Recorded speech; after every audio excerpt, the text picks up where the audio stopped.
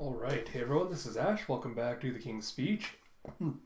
Excuse me, my throat's a little bit sore right now just from all the screaming and reacting I did to the latest Haikyuu chapter, which was so hype.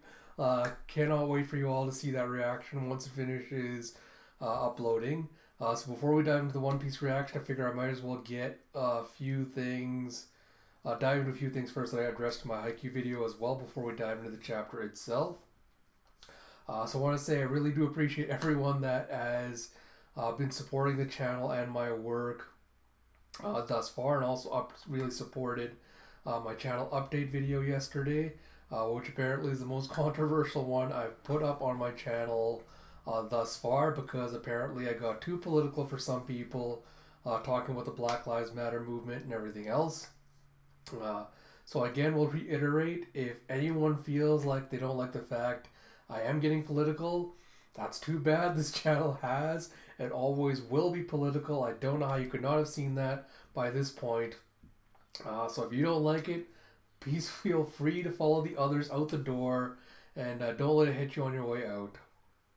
But with that said, I do really appreciate the support everyone else has shown for that. It really does mean a lot to me, especially with, how many subscribers I have and everything else. So thank you for that. With that said, so small addendum to my update video from yesterday. I figure I might as well just release my Shonen Jump reaction reviews for today, because it doesn't really make sense for me to release after the discussion and everything's done by next week.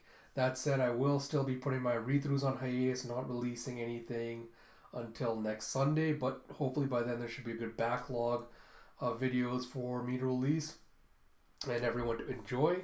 So with that said, without further ado, let us dive into One Piece chapter 981. Apparently we have a color spread with, God, if this wasn't Shiji focused, I'd probably like it more. Honestly, as color spreads go, it's alright, but I'm not really a fan of the color palette Oda's used for this. I don't really particularly care too much for kind of the darker color spreads. Other than that, it's nice. Art is always good. And you have music doesn't have to be a universal language to be translatable, I guess, is what the little banner on it says. And so we have, it's a nice enough color spread. Straw Hats are partying, etc. We have One Piece 981, Joining the Fight by Ichiro Oda, translation by Stephen Paul, lettering by Vanessa Satone. So we pick up where we left off last time with Kid's giant mechanical arm smashing Apu into the ground. You see his face has just gotten all bloody as he's taken some damage from it. And you have some of the grifters called, "Hey, what happened, Apu?" He's like, "Hey, that guy's not one of ours." And you see, that's Captain Kid. And you see Kid just standing there looking all furious. As you have another one of the worst generation? I thought he's supposed to be imprisoned in Udon too. What the hell is that? You see one of the grifters has sights coming out of his hands. I wonder if he's supposed to be like a praying mantis, or if he just is holding those sides weird. And you see, I don't know what the hell a flap is coming from. I don't know if that's from Kid jumping backwards or what. And you have Queen doing his freak out going, "Wasn't everything supposed to be just fine in Udon?" He's like, "Babanuki!" And you see Babanuki saying, "No problems here." And you see Kid slamming his hand into Apu again with a crack as he goes, "You're real proactive about joining our alliance. I should have figured it out right away. That you're already an informant for Kaido." As he kind of just brings his face closer to Apu to sneer at him. And Apu goes, "Did you really think that us teaming up would tip the scales to the point of crushing one of the 4 emperors? Wake up to the real world. What kind of alliance between pirates is ever going to have a happy ending?" He goes, Papa, I thought you were already dead." And you see a slash as he does his little musical thing. You see Kid getting slashed across the chest as he gets sent flying back with an ugh. And Apu goes, "Right, Kid?" Kid grins and he goes, "Trash." The Apu Kid fanfic is writing itself. And you have Grifter's going, Queen, I gotta say, these guys might be tough to take in alive. And Queen's getting mad and he goes, you have permission to kill.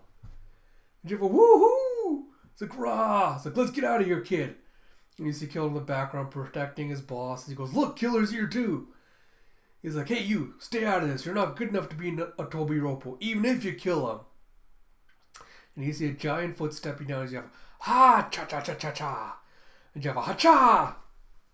As you see this giant-ass man with this gonky-looking vase just slamming a giant mace into the ground with a ha-cha!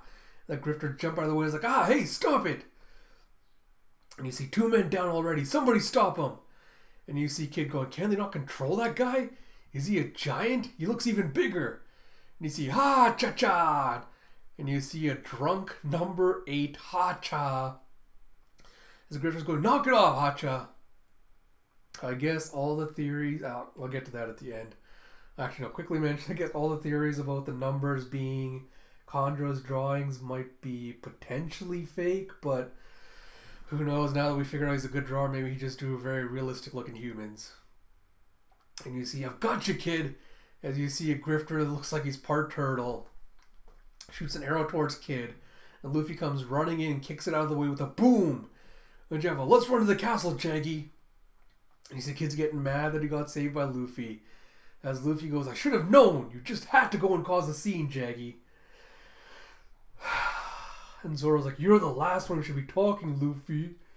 And Kid gets mad and goes, same to you, Rorona. You have Kid thinking to himself, they're all idiots. Like, wah, wah. And you stomp Trump and a kaboom. The other Grifters are partying, not noticing the commotion around them.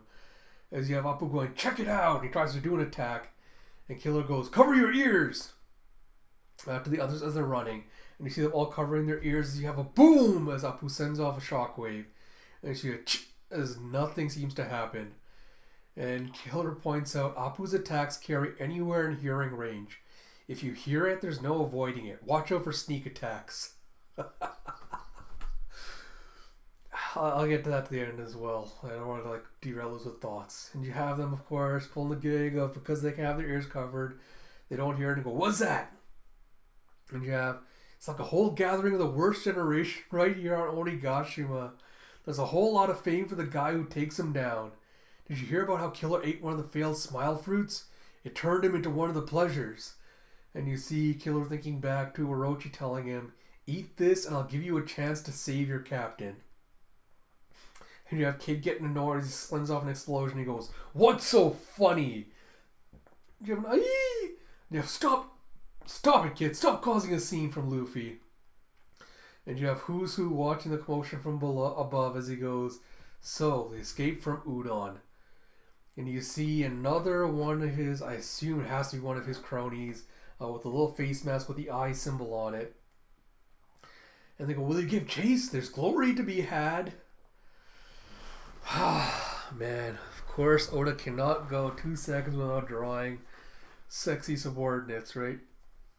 And you see Who's Who's crew supposedly has a cat theme, and he's surrounded by 2 sexy cat girls as he goes, forget them, just a few rats. Focus on finding Yamato and reporting in. And you have one of his goonies going, we'll do much better by finding him. Don't let Sasaki beat us. Or that's Who's Who, never mind. We'll do much better by finding him. Don't let Sasaki beat us. You have, yes, sir. And he goes, I've heard enough out of Queen.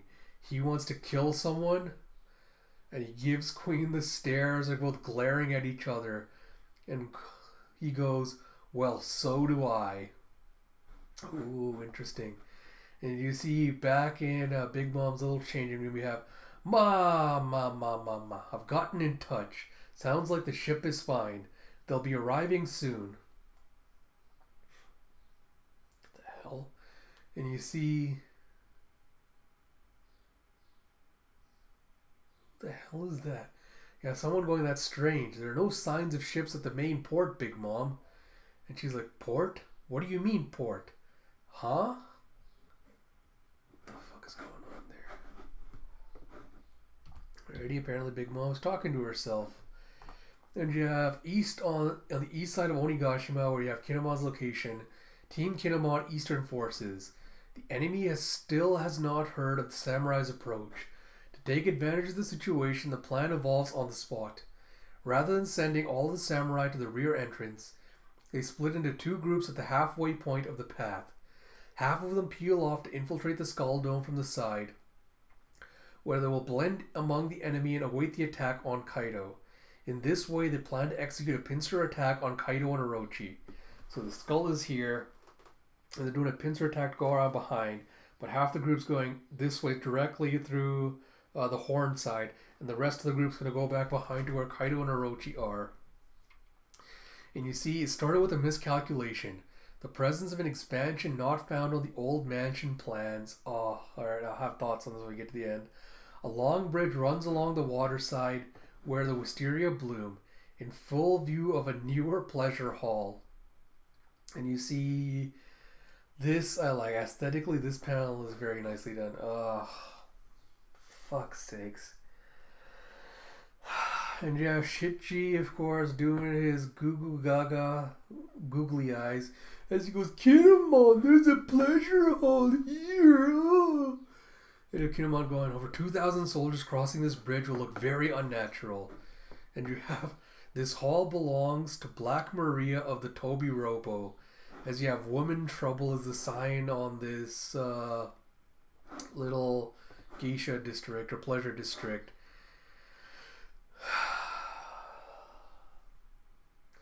And you have Shitji doing his best Looney Tunes, you know, floating towards the pie impression as he's going straight towards the entrance like a dumbass. Like, it looks like he's being sucked right into the entrance. Sir Sanji! And you see, of course, Nami going, we'll go and infiltrate the building too, Kinemon. We'll make up a team to search for Lord... And you have Shinobu going, we'll make up a team to search for Lord Momonosuke. And you see Kinemon thinking back to him, Momonosuke going, I'll find a way to escape on my own. Nami goes, you're worried sick about him, aren't you? Let us handle it. And Carrot's like, you can focus on the fight, Kinemon. He goes, I'm grateful to you. To be honest, my mind has scarcely been present. Please do it. And you see, look, someone's coming out of the pleasure hall. And you see this person with a swish just coming out. Ugh. And of course, it's Sir Shitji looking all doom and gloom as they go, I don't think he saw any women in there. And Kinemon goes, if there are no women in the pleasure hall, there certainly won't be any men. And you see, after the disturbance with Luffy at the party, the pleasure hall was basically empty. He goes, we can cross the bridge. He goes, infiltration team, head through the buildings. Like, you bet. And you see again the team splitting off, half going through the bridge, half going into the pleasure district. And you have, that's the spirit, good answer. It's like, the rest of you, follow me. He's like, got it. Keep an eye on the windows of the pleasure hall. If you spot a figure in them, and you see Big Mom going, oh, I heard lots of noise outside. Kinemon's like, oh no, jump into the water. And you see a swish as Big Mom opens the window.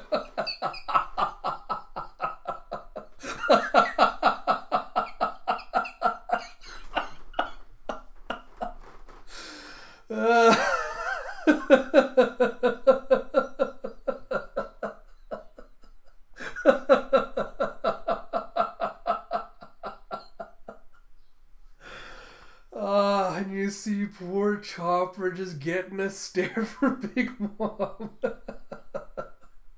as he's stockpiling the Brachio tank and everyone else has deserted the bridge into the water, and he just makes eye contact with Big Mom and he's freaking out.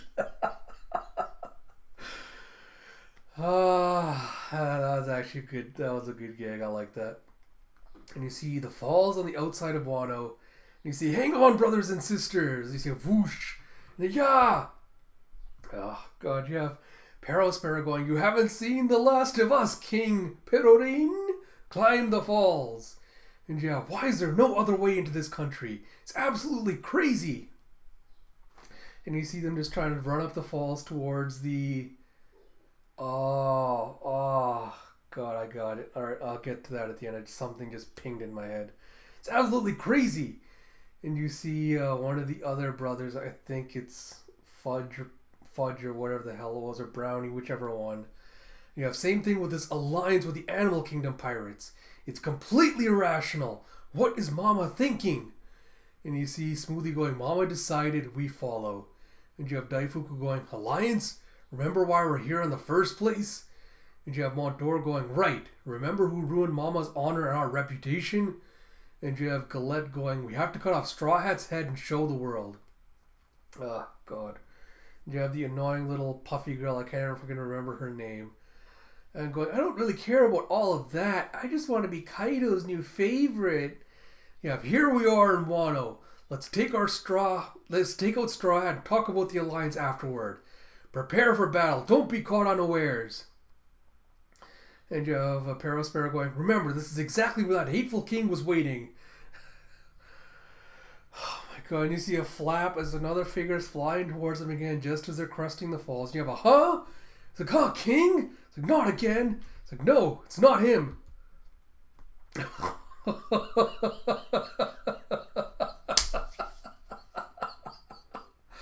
Of course, as you have, oh, so the story about the Big Mom Pirates Alliance was true after all?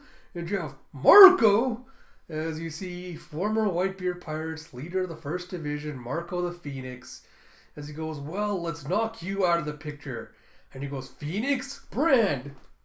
He's kind of drags his feet together and strikes the ship and sends it flying off again. As you have Perospero going, are you kidding me? Smoothie's like, not again. It's like, why is Marco here? And you see him just flapping his wings as the ship falls off the falls again. And you see him, Marco, going, the next time you show up, the times may have moved on a bit more than before. And you see there's another ship. You see Cat Viper's ship in the background, cresting the same falls as they're just watching with a as Big Mom's ship goes down. And you have, what was that? Big old ship falling over there. And you have Cat Viper and Izo have shown up to the rescue as you have, look upward, it was Marco's work. Haven't seen it since that war. Next chapter hits June 14th. Oh, alright. So, just general thoughts before I get into specifics. Enjoyable chapter, although a few of the gags were a little bit outdated and kind of ham-fisted. But other than that, decent chapter, I enjoyed it. Let's get into specifics about kind of thoughts and stuff about that. So I guess the first thing to kind of talk about is Apu's whole declaration of, don't be a child. Pirate alliances and things are just kind of, I don't want to say fever dream, kind of a childish notion, right? Like this idea of like honor among thieves is a childish notion. And Apu again kind of bring up this idea of like, did you really think that would be enough to defeat one of the real emperors? Like get with a program. Alliances between pirates didn't have a happy ending. And the first thing that kind of twinged in my head as I was reading through this chapter was, alright, this seems like it's going to be one of those reversal things. Because I know there's been kind of debate and speculation among certain people in the fandom about, I hope Apu's not a bad guy. I hope he's going to kind of flip sides. I want him to be a good guy.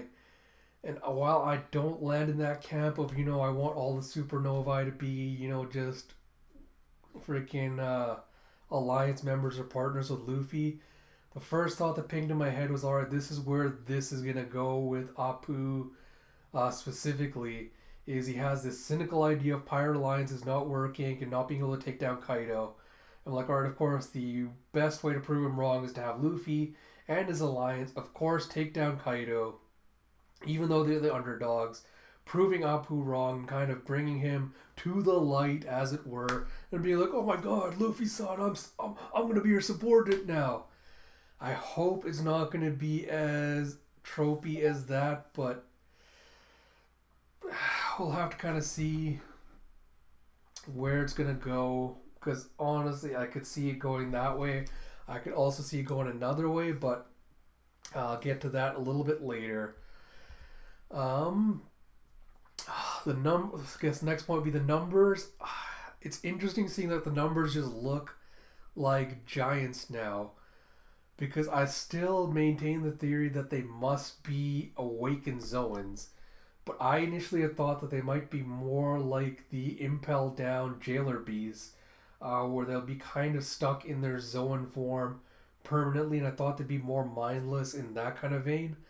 But the fact that we see the numbers in human form, apparently able to rationalize and think normally, things like that, makes me wonder if they're going to be the first time we see awakened Zoans more akin to Chopper, where they have full control of their awakened form, which I like the idea of more because I really want to see awakened Zoans present an actual legitimate threat to the Straw Hats and their alliance. It'll be interesting to see that. And I suppose as an aside to that kind of idea, I hope it's not going to be again, because again, this is speculation that's kind of floating around the fandom. I hope the reveal is not going to be that the whatchamacallit, that Otama's going to be able to feed them her kibidongos, and like that'll just that'll tame the numbers, and like they'll be on her side. On the one hand, it kind of fits with the idea of like, oh, you never know what devil fruits will be powerful based on blah blah blah. On the other, it feels like it'd go too far into the realm of Sugar's fruit, which would be seemingly too overpowered and too specific to the arc at hand. So I really hope it's not going to be that. I don't hope that the danger of having the numbers potentially be awakened Zoans with incredible endurance and strength that are hard to take down isn't immediately undercut by Tama being like, oh well, I managed to tame them and they're on my side now. But again, we'll have to kind of wait and see what the reveals of what the numbers are going to be. I will say I like the design so far of Hot Chess. I'm interested to see what the other numbers will look like. Because, like, from the silhouettes, they have to be awakened Zoans. So, kind of interested to see what kind of Zoan powers they have. The gag with Luffy telling Kid, oh, you're the reason we got captured, and Zoro kind of admonishing Luffy for also having being reckless. After the 500th time of ha ha ha, look, the reckless characters are reckless. Isn't that hilarious? And they don't know they're reckless. It's not funny anymore. This gag would play much better if you had the exact opposite, or say it was someone like Robin or Jinbei or Nami, people that are usually, or even Usopp, people that are usually very careful and do their utmost to make sure they're not noticed. If they were the ones getting noticed, I think gags like this where, they're getting, if they got admonished by the ones that were typically reckless, like Luffy, Zoro, and the others, excuse me, got the hiccups here.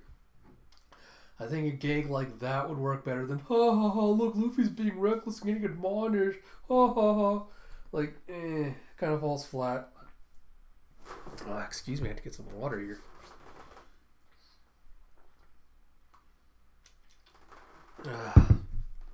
That said, I'm starting to like Apu's power more and more. Especially now that Oda's kind of, excuse me, really get out of here. Especially now that Oda's kind of shown that, shown the limitations. Excuse me, hiccups are going to be coming back and forth. I apologize. Oda's shown the limitations where if you can't hear it, Apu's attacks have no effect. So it'll be interesting to kind of see Apu trying to get around that with people knowing his weakness. And also the counter to that, where people are going to have to fight him. I assume that whoever fights him is going to have to use observation hockey to kind of get around the limitations of that. Oh, God, just occurred to me. It'd be the greatest thing if Apu was fighting Brook. I've wanted this for a long time, not just because of their musicians thing, but also because of that. But now I'm just thinking of the idea of Apu fighting Brook, and Brook making a skull joke of, oh, your attacks don't work on me because I don't have ears. Oh, that would be great. Oh, love that so much. But we'll have to wait and see what's going to go on with the Alliance and everything else. I will say, it's like a whole gathering of the worst generation right here on Onigashima. just gave me a little ping of hope that we finally see Bonnie on here as well. But I'll talk about that with relation to the very last plot point of this, because that's the big thing I want to talk about. Next thing I want to address is, because last chapter I think there might have been some debate, and I was even unsure myself, on whether Queen was being facetious when he's saying like, oh, there's someone in the Toby Ropo I want to kill. I didn't know if he's speaking specifically about someone he had a grudge against, or if he was just speaking in general, being like, oh, how dare those arrogant wads think they can take one of us on. But it looks like Who's Who has a grudge against King specifically. And the fact that he has a seemingly cat-themed crew immediately made me wonder if Who's Who is going to have a saber-toothed Zoan. Because I know a lot of people are speculating that one of the Calamities would originally have it. Now I'm wondering if Oda's decided to give that to Who's Who. And the second thing that made me wonder, because last week I was doing some speculating on Twitter, wondering whether some of Who's Who's crew might be blind, which is why they're wearing either the face mask with the eye on it, maybe representing kind of like the all-seeing eye, or if that's the reason why they're kind of wearing the masks and everything. And after this chapter, we kind of Who's Who confirms he has some kind of grudge against Queen. I immediately wondered if Queen used some kind of plague on Who's Who's crew that left some of them blind. And that's why like he's out for vengeance against him. He's like, oh, you blinded my crew. It's like, I'm gonna get my revenge against you. Because I was doing a lot of speculating last week on Who's Who potentially being Zoro's first match, and having a very advanced form of observation hockey and like Breath of All Things, a bunch of other stuff. So it'll be interesting to kind of potentially get confirmation on that later on. But yeah, I think the only theory right now with regards to Who's Who is a saber-toothed tiger Zoan, and I don't think out of all the Toby Ropo, him and Sasaki are still the ones I'm most interested in. Probably followed closely by Black Maria, so we'll see how that plays out. And then, of course, Big Mom talking about... This is the one where I'm kind of like, I don't know if this was like Oda trying to hint at the fact that Big Mom is once again kind of doing the personality split. Because I don't know if she was talking to herself or to someone else in the room with her, because she's the only one in there. So that seems like something we need clarification on. But as I was reading this, the other thing that pinged on me when I was reading was Apu saying, oh, pirate alliances never end well. And Big Mom going, oh, they'll be arriving soon. And I assume that was Napoleon saying, that's strange, there are no... Napoleon wouldn't have known about the main port. Yes, I wonder if one of Kaido's Orochi subordinates said, there's a main port. So I wonder if this is going to be like the whole thing where Apu's whole cynical view on alliances comes into question. Is Big Mom finds out that, there's easier access to Onigashima, where you can go under the waterfall, take the bridge or the elevator up rather than try to climb the waterfalls. So I wonder if she's going to learn about that, ask Kaido, like, hey, why didn't you tell my crew that there was an easier way to get into Onigashima? They tried to climb up the falls again and got knocked off. So I wonder if that's going to lead to a clash between Kaido and Big Mom and lead to the failure of the alliance. That's the thought that pinged off in my head. That would honestly be better than, Big Mom turns back into Olin again and kind of joins their sides, but we'll have to wait and see how that goes. That said, I wonder if Oda has like a personal bet going with himself to see how shitty he can make Sanji as a character and how one-dimensional he can make him. Because he honestly, every chapter seems to be trying to do his level best to make sure that Sanji is the most unlikable piece of shit in history. Like, he's just the absolute fucking worst in this chapter of like, oh, look, the pleasure, I'm Sanji. Was just a gag I did not need. And again, I don't know how I feel about now we have Stussy having been, queen of the Pleasure District. And then now we have Black Maria also being the Pleasure District. So I wonder if that's going to be another thing where it turns out like, oh, Black Maria is also a spy for CP0 and it's potentially. Oh. I just pinged another thought off my head. Because Drake mentioned in his report to Kobe that he had a spy in CP0, or he saw someone from CP0 in the capital. So I wonder if Black Maria CP0's plant in Kaido's forces so they can keep what's going on, so they can keep an eye on what's going on in Wano. It's an interesting thought. I'll have to wait for more confirmation. I'll have to do some more digging into that. That said, I love that gag with Chopper being the only one. Poor guy just stuck in the tank as Big Mom peeks her head out and just gives him the stink eye. I don't think that's going to end badly. I feel like Big Mom is just going to mistake him for one of Kaido's goons just because of how he looks. I wonder if though she's going to tell. I wonder if Chopper's going to have to play along though, and Big Mom's going to be like, "Oh, you're cute. I want you to like be my dolly or whatever." That's one idea. The other one is possibly her reverting back to Olin again, and being like, "Oh, I recognize you from somewhere. You look familiar," and maybe doing that. But I think it's more likely she'll just be like, "Oh, you look familiar. Are you one of Kaido's forces?" And Chopper just kind of has to play along with it as the others head on without him. Which brings us to, I guess, the big kind of shocking reveal of this chapter, which is Marco the Phoenix having shown up alongside Cat Viper and Izo to Wano. And I have so many questions about it. I'm not really surprised that Marco's here because as I did speculate it in my Is This the End of Wano as We Know It video, I had speculated that we would eventually see Marco showing up in Wano to kind of close out Whitebeard's arc, as it were.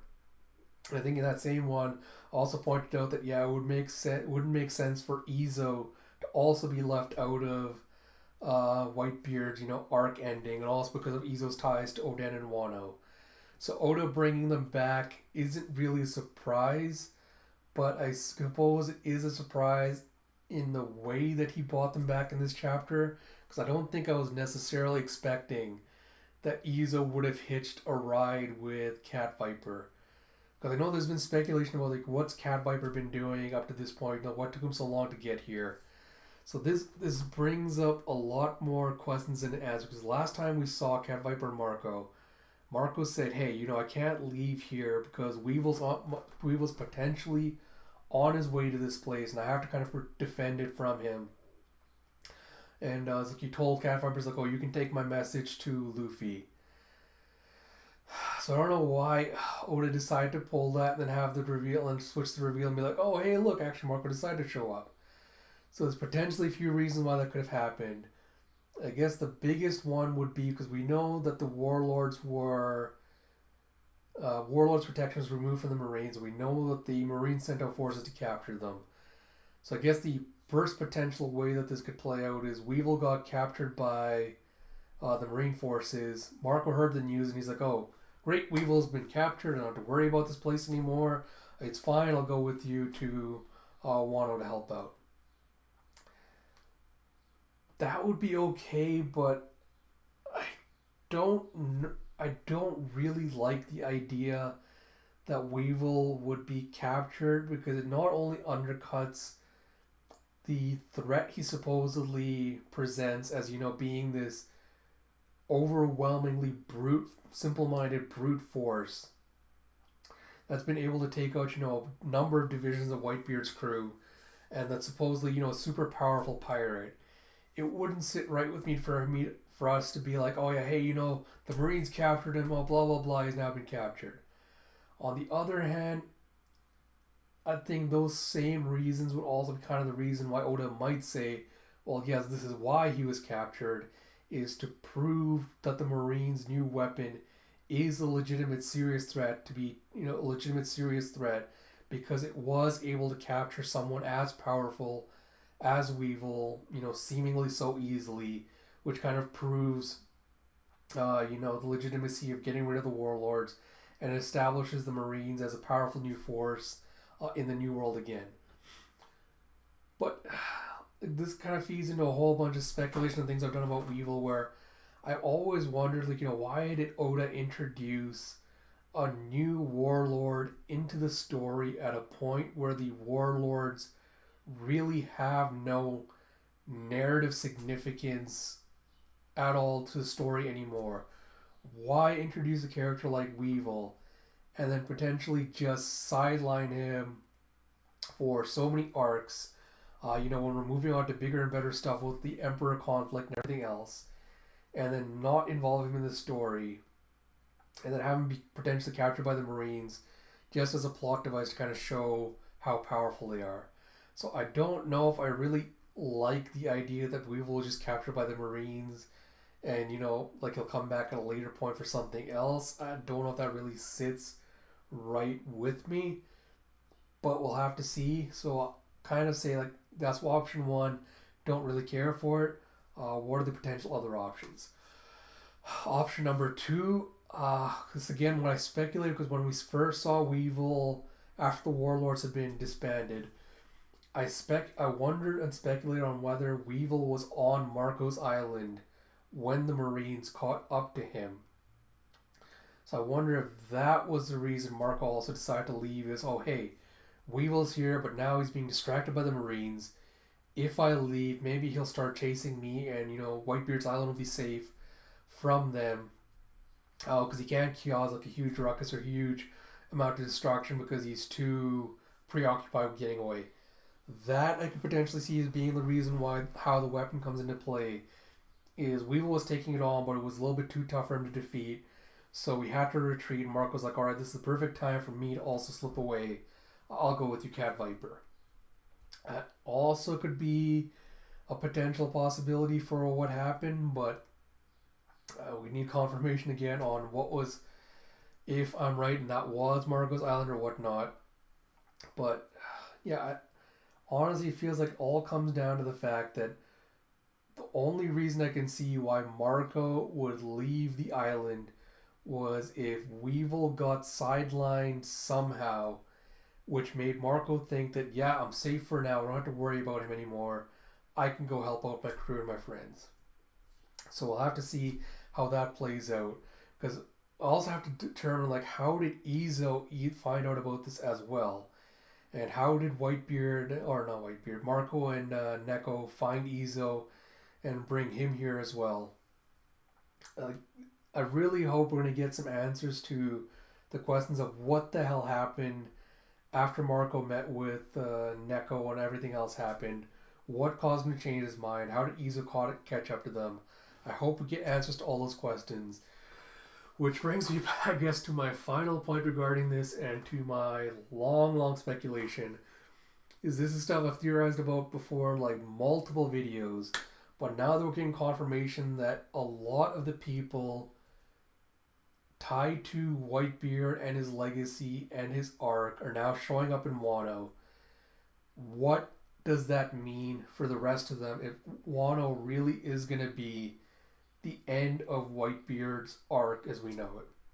Because I mentioned before that Jewelry Bonnie, Crocodile, and Weevil all have nebulous ties to Whitebeard in some regard that Oda has not explored. And given how Oda's established Whitebeard's connection to Wano, with his past Oden and everything else, potentially having had his last meeting with Roger here, with Marco and the Whitebeard, remnants of the Whitebeard pirates potentially showing up. Right now we've only got Izo confirmed, but I could really see some of the rest of the Whitebeard pirates that are left coming in to shore up the numbers as well. What does this really mean for those characters? Is Whitebeard's arc going to end on Wano, or is it going to end in some future arc?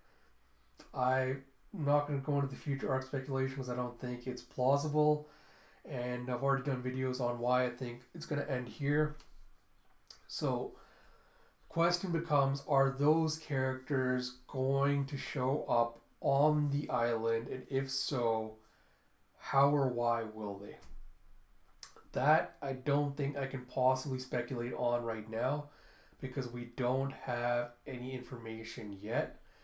Like I mentioned at the start, Apu's whole thing, like, oh, this is just like a gathering of all the Super Gen, makes me wonder. Maybe, like, pinged out a small hope that maybe Bonnie would show up, but I feel like Oda's gonna have to address those unaddressed plot points at some point if he's gonna tie up Whitebeard's arc.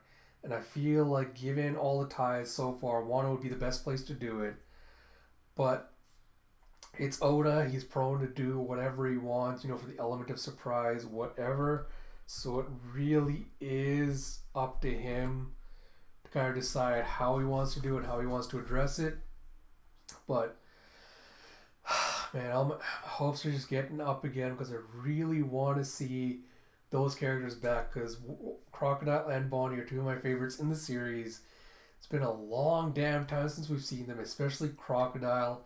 And since Oda's been teasing him so goddamn much post-time skip, with every post-arc just showing Crocodile, watching the news and kind of just sitting there ominously, feel like he's got something planned. Hopefully it's going to be a good payoff for what it is, but not enough information to go on, so hopefully we'll get some more the next little while.